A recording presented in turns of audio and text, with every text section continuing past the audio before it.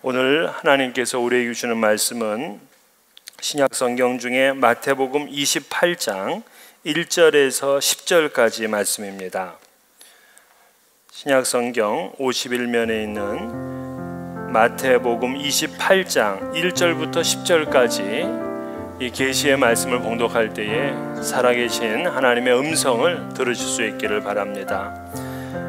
안식일이 다 지나고 안식 후 첫날이 되려는 새벽에 막달라 마리아와 다른 마리아가 무덤을 보려고 갔더니 큰 지진이 나며 주의 천사가 하늘로부터 내려와 돌을 굴려내고 그 위에 앉았는데 그 형상이 번개 같고 그 옷은 눈같이 희거늘 지키는 자들이 그를 무서워하여 떨며 죽은 사람과 같이 되었더라. 천사가 여자들에게 말하여 이르되 너희는 무서워하지 말라. 십자가에 못 박히신 예수를 너희가 찾는 줄을 내가 아노라. 그가 여기 계시지 않고 그가 말씀하신 대로 살아나셨느니라. 와서 그가 누우셨던 것을 보라. 또 빨리 가서 그의 제자들에게 이르되 그가 죽은 자 가운데서 살아나셨고 너희보다 먼저 갈릴리로 가시나니 거기서 너희가 배우리라 하라. 보라, 내가 너희에게 일렀느니라 하거늘 그 여자들이 무서움과 큰 기쁨으로 빨리 무덤을 떠나 제자들에게 알리려고 다름질할세 예수께서 그들을 만나 이르시되 평안하냐 하시거늘 여자들이 나아가 그 발을 붙잡고 경배하니 이에 예수께서 이르시되 무서워하지 말라. 가서 내 형제들에게 갈릴리로 가라 하라. 거기서 나를 보리라 하시니라. 아멘. 제가 알던 한 여집사님이 계셨습니다. 그분은 남편과 그리고 어린 두 딸을 데리고 살았습니다. 생활이 풍족하진 않았지만 그래도 행복한 가정이었습니다. 그런데 갑자기 그 남편이 병으로 세상을 떠났습니다. 부인이 굉장히 충격을 받았습니다. 그러면서 산 사람은 살아야 되지 않겠느냐 하면서 그때부터 여집사님이 그 보험 외판원이 되셔서 하루에도 수십 집을 다니며 그렇게 이제 생계를 책임지게 됐습니다. 아이들이 이제 초등학교를 졸업하고 중학교를 가면서 이제 제법 자기들의 할 일을 하게 됐습니다. 바로 그때 제가 한번 그 가정에 신방을 했습니다. 예배를 다 마친 다음에 그 여집사님이 제게 한마디를 했는데 그 말이 꽤 오랜 시간이 지났지만 잊혀지지가 않습니다. 그분은 저에게 이런 얘기를 했습니다. 목사님, 저는 제 남편이 오랫동안 아파서 바로 이곳에 누워있다가 죽게 되었는데 저는 지금이라도 우리 남편이 계속해서 병으로 누워만 있어도 너무 좋겠다 하며 그렇게 남편을 그리워하는 그 이야기였습니다. 사랑하는 사람을 그냥 그렇게 아무런 대책 없이 떠나보내는 것, 그것보다 오히려 병들어서 더 그냥 누워만 있는 그 존재가 있는 것만으로도 좋겠다 하는 그분의 말이 늘 귀에 쟁쟁합니다. 제가 좋아하는 그 말 중에 시인 이은상 선생의 식기가 있습니다. 그 이은상 선생은 이런 얘기를 했죠. 배우려 못 배운님 눈 감으면 보이신다면 소경되어 지리이다 하는 거였습니다. 배우려 못 배운님 눈 감으니 보이시다. 정말 눈 감아야 보인다면 나는 소경으로 살고 싶다. 사랑하는 사람을 한 번만 볼 수 있으면 소경이라도 되고 싶다는 그 시인의 마음이 정말 사랑하는 사람을 잃어보지 않으면 알 수 없는 그러한 마음일 것입니다. 2000년 전 예루살렘 곁 작은 동산 곁에도 이런 사랑을 했던 여인들의 무리가 있었습니다. 이들은 남녀 간의 사랑보다도 더 간절한 사랑을 했습니다. 바로 막달라 마리아와 또 다른 마리아였습니다. 그들은 예수님의 십자가 앞에까지 갔습니다. 무덤의 장사를 지내는 곳까지, 그리고 예수의 시체의 향유를 바르러 온 그날까지도 그들은 함께 했습니다. 아니, 그들은 아예 처음 예수님의 그 초기 갈릴리 사역에서부터 이 마지막까지 예수를 쫓았던 그러한 여인들이었습니다. 이 여인들은 예수님을 너무 좋아했어요. 예수님의 권세 있는 말씀과 또 그 사랑스러운 미소, 그러면서도 확신에 찬 그분의 음성을 듣기를 즐거워했습니다. 율법의 틀을 어겨가면서까지 사람을 진짜 사랑해서 안식일에도 병을 고치는 그 사랑과 용기에 감탄을 했습니다. 제자들이 그렇게 실패하고 자주 넘어지는데도 끝까지 그들을 격려하시며 세우시는 이분의 성품에 감탄을 했습니다. 정말 이런 분이라면 나의 전생을 바쳐도 좋겠다 하는 그러한 마음이 들던 바로 그분이었습니다. 그런데 그분이 흉악한 죄인만이 지고 가시는 십자가를 지시고 말없이 돌아가 버리셨습니다. 이런 충격에서 여인들이 헤어나올 수가 없었습니다. 남자 제자들은 그래도 살궁리를 해야 되니까 자기 살겠다고 다 흩어졌지만 이 여인들은 그 괴로움과 아픔 때문에 아무것도 할 수가 없었습니다. 이 여인들이 할 수 있는 마지막 일이 뭐냐? 죽은 예수의 시체를 찾아가 향유를 바르는 것. 그래서 마지막 가시는 그 길에 한이라도 풀어보겠다 하는 그러한 마음이었습니다. 그래서 이날도 무덤을 향해서 여인들이 나아갑니다. 무덤을 향해 나아가는 두 여인의 모습 속에 인간의 절망적인 모습이 있습니다. 쇼펜하우어는 인간의 삶은 무덤으로 가는 인생이다, 그렇게 말했습니다. 살아 움직이는 것 같은데 결국에는 우리의 가는 길은 무덤이라는 것이죠. 괴테는 인생은 세상에서 아무리 득세한다 해도 죽음의 문제를 해결하기 전까지는 처량한 나그네에 불과하다 그랬습니다. 세상의 가장 위대한 권력가나 재벌가라고 하더라도, 뛰어난 학자라도 이 죽음의 문제를 해결하지 못하면 그는 불쌍한 존재입니다. 이 죽음의 문제를 우리는 반드시 살아있을 때 해결을 해야 됩니다. 제가 목사가 되어서 처음으로 세례를 베푼 분은 바로 병상에 있던 의사였습니다. 이분은 2대째 의사인 가정입니다. 그런데 정말 부족함이 없이 그렇게 아주 넉넉하게 살던 분이었습니다. 그런데 어느 날 병원에 갔더니, 본인이 병원의 원장이면서도 특별히 또 검사받으러 갔더니 이 암 말기입니다. 2달밖에 살지 못한다고 합니다. 그러면서 그는 이제 죽음을 기다리고 있으면서 평생 죽음을 준비하지 못했던 그러한 자신을 바라보면서 두려운 마음이 들었습니다. 그래서 며느리가 그 기회를 타서 목사를 초청했고, 그리고 병상에서 복음을 전하고 영접하고 이제 세례를 베풀었습니다. 그리고 이제 2달 뒤에는 돌아가셨습니다. 부인이 읽어주는 성경을 듣고, 그리고 며느리가 부르는 찬송 소리를 들으면서 평안히 가셨습니다. 여러분, 우리가 이 땅에서 권세를 누리고 좋은 집, 좋은 환경에서 산다고 하더라도 그 마지막 길에서는 정말 불쌍하고 초라한 인생뿐입니다. 오늘 이 여인들도 죽음 앞에서 그들이 준비했던 것은 그냥 향유 하나밖에 없어요. 그리고 그 무덤의 돌을 누가 굴려줄까 하는 그런 염려뿐이었습니다.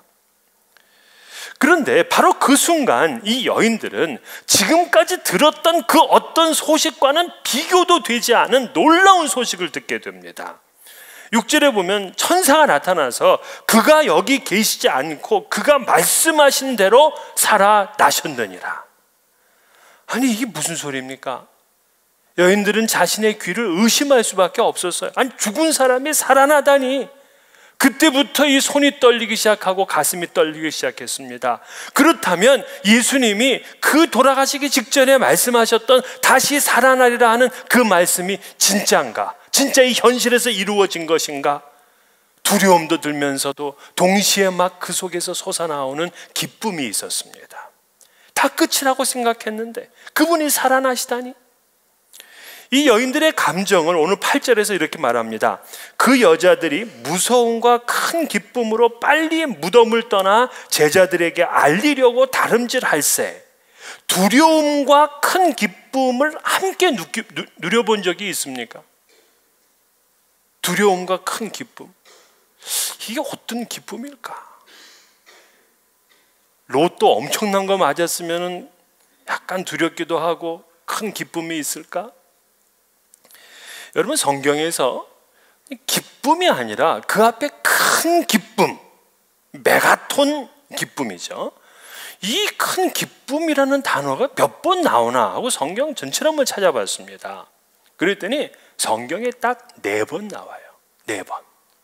첫 번째는 예수 그리스도께서 탄생하셨다 하는 그 탄생과 관련돼서 큰 기쁨이라는 게 한 개 나오고요. 그리고 예수 그리스도께서 부활에 관한 사건을 이야기를 할 때에 큰 기쁨이라는 단어가 2번 나옵니다. 그리고 마지막 한 번은 빌립이 사마리아 성에 가서 복음을 전했을 때 그곳에 큰 기쁨이 있었다, 4번 이렇게 나옵니다.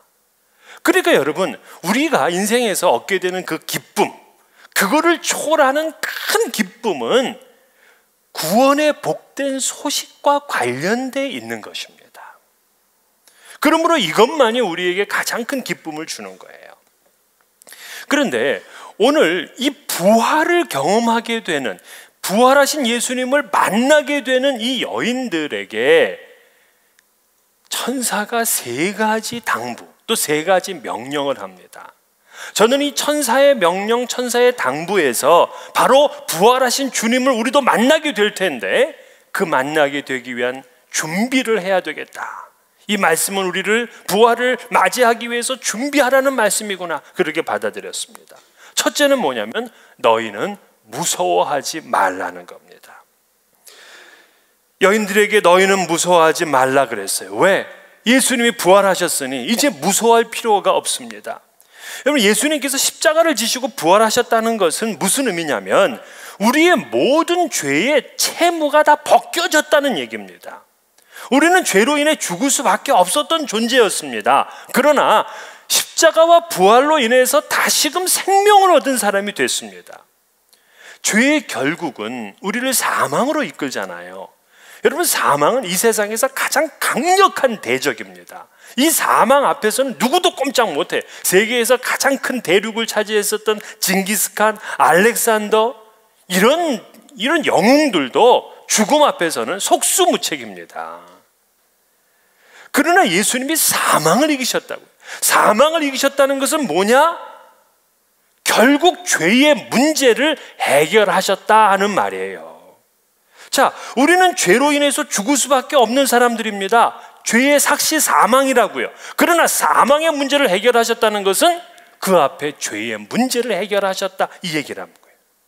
그러므로 우리는 죄로 인한 어떠한 두려움, 공포에 빠져 있을 필요가 없는 거죠. 예수께서 부활하신 것입니다. 예수님의 부활은 그러므로 우리의 죄와 죽음을 이기는 방법을 알려주신 것입니다. 고린도전서 15장 20절 22절에 그러나 이제 그리스도께서 죽은 자 가운데서 다시 살아나사 잠자는 자들의 첫 열매가 되셨도다. 사망이 한 사람으로 말미암았으니 죽은 자의 부활도 한 사람으로 말미암는도다. 아담 안에서 모든 사람이 죽은 것 같이 그리스도 안에서 모든 사람이 삶을 얻으리라. 주님의 부활은 우리에게 영원히 사는 길을 제시하고 있습니다. 그래서 예수님이 첫 번째 열매가 되셨어요. 우리가 예수님에게 그 줄기가 붙어 있다면 우리도 죽음에서부터 다시 살아나는 그러한 열매를 맺게 될 것입니다. 죽어도 다시 사는데 여러분, 이 세상에서 두려워할 것이 무엇 있겠습니까? 천사는 부활할 주님을 만나게 될 이 여인들에게 너희는 무서워하지 말라. 오늘 그 말씀은 바로 우리에게 또한 주신 말씀입니다. 두 번째는 와서 누우셨던 것을 보라, 그렇게 말합니다. 6절에 그가 여기 계시지 않고 그가 말씀하시던 대로 살아나셨느니라. 와서 그가 누우셨던 것을 보라. 여러분, 누우셨던 것을 봐라. 부활했다고 분명히 얘기를 했는데 다시 살아나셨다고 얘기를 했으면서 너희들이 와서 보라는 겁니다. 그 말은 뭐냐면 너희들이 그 부활의 증거를 확실히 가져라. 부활에 대해서 확신하라 하는 얘기입니다.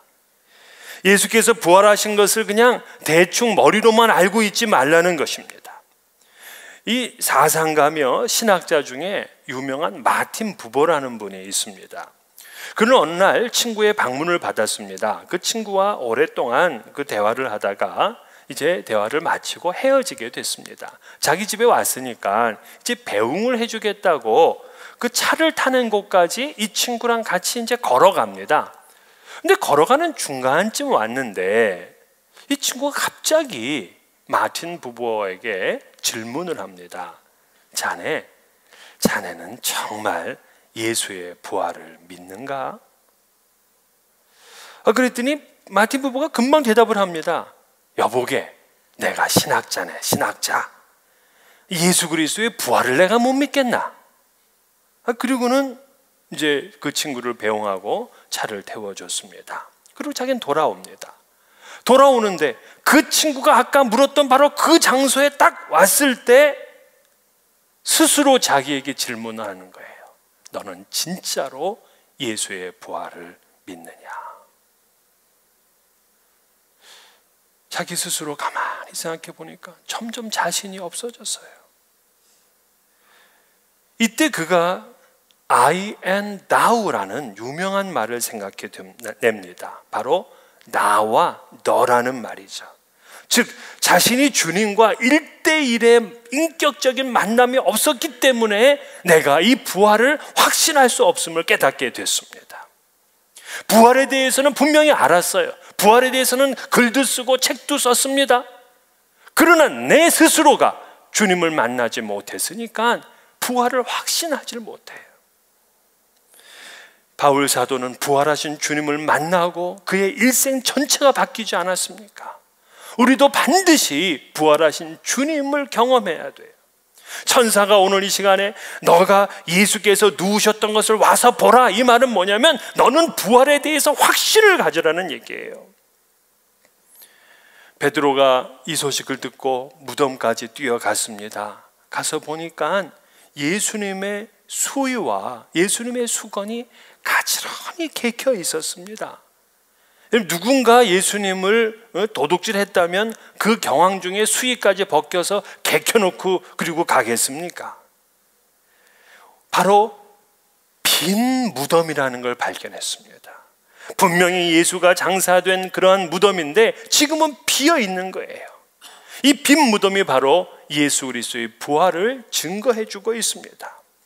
근데 로만 가톨릭 교회는요, 언제나 예수님을 묘사할 때에 아기 예수로 묘사를 합니다. 마리아의 그 품에 안겨 있는 아기, 아니면 십자가에 계속 달려 계신 분으로 그렇게 만들어 놓습니다. 제가 필리핀의 바탕가스라는 곳에 성당을 한번 가봤습니다. 그 성당이 300년이 넘은 성당이었습니다. 근데 거기 가니까 그 앞에 예수의 시체가 있어요. 뭐 만들어 놓은 거죠, 나무로다가. 근데 그 예수의 시체가 아기 시체야, 조그매요. 그리고 거기다가는 유리관을 씌워놨습니다. 유리관을 씌워놓고 그 발만 유리관 밖으로 이렇게 나와 있는 겁니다. 그러니까 거기를 왔던 많은 이 순례자들이, 예배자들이 그냥 거기다 딱 이렇게 키스를 해요. 어떤 분은 너무 감격스러워서 입으로 쭉쭉 빨아. 이게 300년 동안 이게 뭐 만들어져 있는 건지 모르겠는데 300년 동안 빨았다면 이게 얼마나, 이게 지금 뭐 더럽겠습니까? 그런데 예배자들이 와서 그냥 키스를 하고 가는 거예요. 아니, 예수께서 부활하셨는데 왜 아직까지 아기 예수이고 왜 아직까지 십자가에 달려 있냐고요. 왜 아직까지 관 속에 있는 예수여야 되냐고요. 부활하신 예수님을 만나지 못했기 때문에 그 교황조차도 인터뷰에서 자신이 구원받았다 하는 확신이 없다, 이렇게 말을 했어요. 아니, 왜 그런 확신이 없냐 그랬더니 죽어봐야 알지 어떻게 죽기 전에 아냐고. 참 안타까운 일입니다. 부활의 확신을 가진 자가 눈물을 그치고 두려움을 이길 수 있음을 믿으시기를 바랍니다. 끝으로 세 번째, 이 천사가 여인에게 빨리 가서 이르라, 그렇게 말합니다. 이 세 번째 명령이에요. 그러니까 너네들이 예수 그리스도가 살아나셨다 하는 것을 듣고 그리고 직접 와가지고 너가 그 부활을 확신하게 되었다면 이제는 가서 전하라는 겁니다. 그래서 이 여인이 첫 번째 부활의 증인이 되었습니다. 그 모든 사도들과 주를 따르는 자들이 모두 부활의 증인이 되었습니다. 사도행전에 나온 모든 설교의 핵심은 죽은 예수 그리스도의 부활입니다. 겁쟁이 제자들이 이처럼 죽음도 겁내지 않는 사람들이 되었고 이들의 사역으로 인해서 전 세계가 복음화되었습니다. 인류가 사망에서 구원을 받고 생명과 번영을 누리게 되었습니다. 그리고는 이 여인들이 그 말씀을 듣고 제자들에게 이제 전하러 갑니다. 근데 가다가 예수 그리스도를 만나게 돼요. 그래서 오늘 9절에 보면 예수께서 그들을 만나. 여러분, 우리가 누가 나중에 예수 그리스도를 만나게 되느냐? 이 여인들. 첫 번째로는 예수를 지극히 사랑하는 여인들이었어요. 잠언 8장 17절, 나를 사랑하는 자가 나의 사랑을 입을 것이며 나를 간절히 찾는 자가 나를 만날 것이라 그랬습니다. 이 예수님을 그렇게 간절히 사랑했던 여인이기 때문에 예수님께서 그들을 만나 주셨어요. 그렇다면 오늘 우리도 마지막 주님을 만나려면 주님을 진정으로 사랑하는 그러한 주님의 백성이 되어야 됩니다. 또 두 번째 여인들은 어떤 여인이냐? 연약하고 슬퍼하는 여인들이었어요. 저 같으면 부활하셔서 누구를 제일 처음 만날까? 헤롯 왕, 빌라도 총독, 아니면 이 제자의 수장이 되는 사람들. 근데 예수님은 누구를 처음으로 만났냐? 가장 연약하고 슬픔에 빠져 있는 여인을 만났습니다. 우리 주님이 그래요. 연약한 자를 들어서 강한 자를 부끄럽게 하시는 분이십니다. 윌리엄 바클레이는 그의 현현으로 인해 그는 죽음을 승리로 어둠의 그림자를 아침의 찬란함으로 바꾸어 놓았다고 했습니다. 연약하고 슬픔에 빠져 있는 사람들에게 부활하신 주님이 가장 필요하잖아요. 또한 그 여인들은 부활을 확신하고 사명을 감당하러 가는 여인들이었습니다. 8절 9절에 그 여자들이 무서움과 큰 기쁨으로 빨리 무덤을 떠나 제자들에게 알리려고 다름질할새 예수께서 그들을 만나 이르시되, 부활의 소식을 알리려는 자가 부활하신 주님을 만나게 되었다는 것을 우리는 알아야 됩니다. 그러므로 주님 만나게 될 우리들이 이 땅에서 어떻게 살아야 되느냐?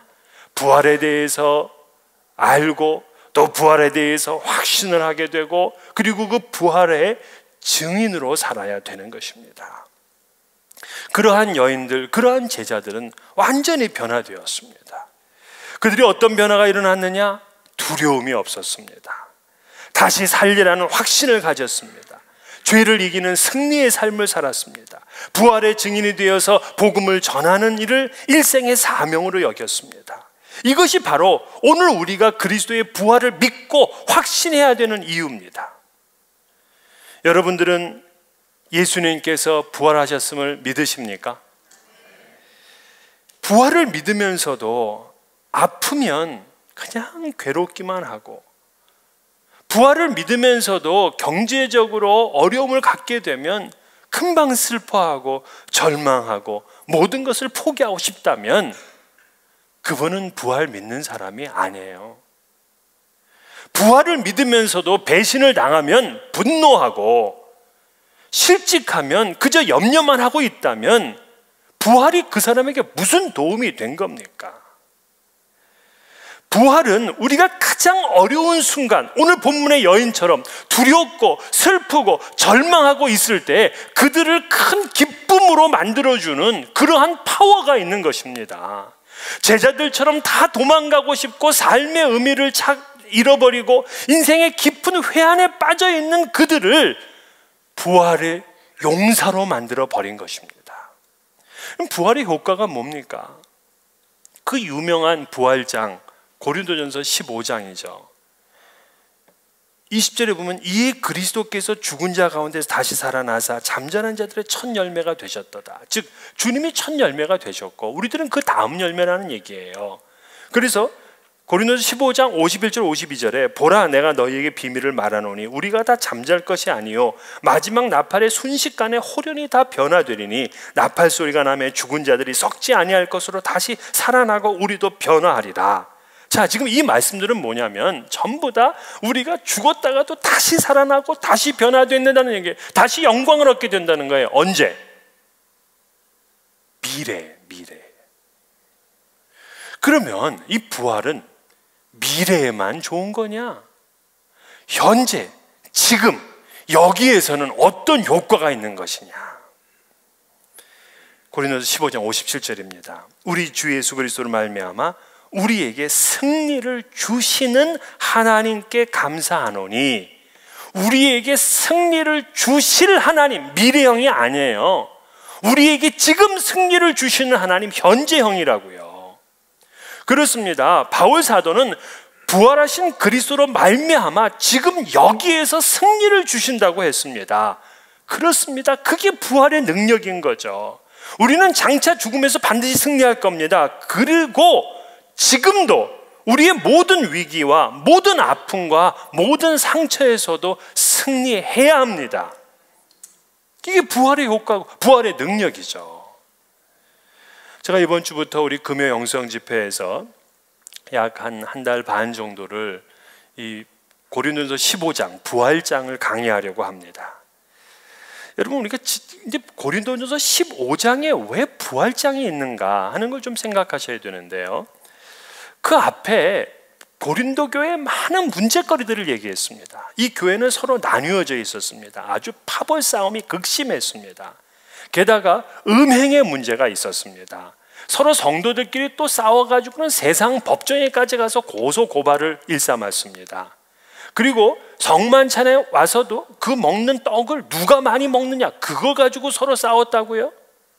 또한 하나님 주신 은사를 가지고 누가 더 좋은 은사냐, 그거 가지고 경쟁을 했습니다. 이 고린도 교회는 정말 문제가 너무 많은 교회예요. 그런데 이 많은 문제들을 얘기한 다음에 고린도전서를 끝나가는 마지막에 부활장이야. 뭘 얘기하는 겁니까? 교회 안의 모든 문제, 우리 개인의 모든 문제는 그리스도의 부활을 믿지 못하기 때문이다, 이거 아닙니까?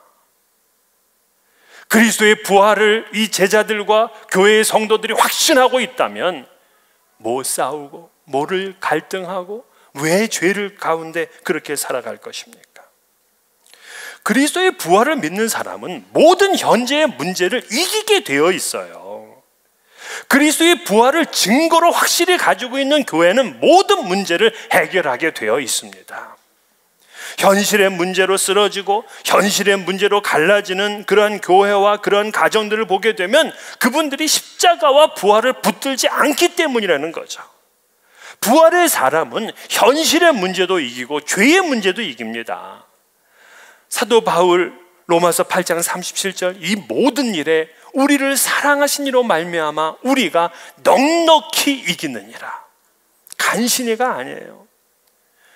사랑하는 성도 여러분, 오늘 무덤을 찾아갔던 여인들처럼 죽음의 절망과 두려움에서 큰 기쁨을 얻으시기를 바랍니다. 더 이상 눈물 짓고 고통 가운데 괴로워하지 마세요. 모든 일을 넉넉히 이기시기를 축원합니다. 또한 이 세상은 죽음의 고통과 두려움 가운데 있습니다. 이 세상에 여러분들이 부활의 증인이 되어서 그들을 위로하고 그들에게 생명을 선물하는 여러분 되시기를 주의 이름으로 축원합니다.